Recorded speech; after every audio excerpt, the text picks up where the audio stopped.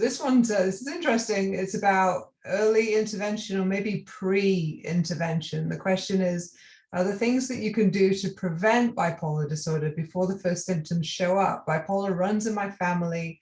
I haven't experienced it, but my parents and siblings all have forms of bipolar disorder or depression. Mm. That relates to something that one of our other CREST.BD members is looking into, whether or not particular psychological strategies might help reduce or delay the onset of bipolar disorder.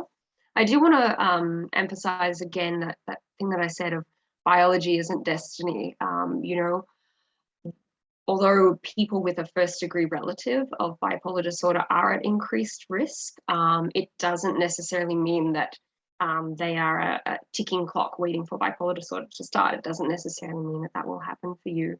The things that we think might be helpful are kind of the same for maintaining a healthy lifestyle and balanced mood in anyone. So things like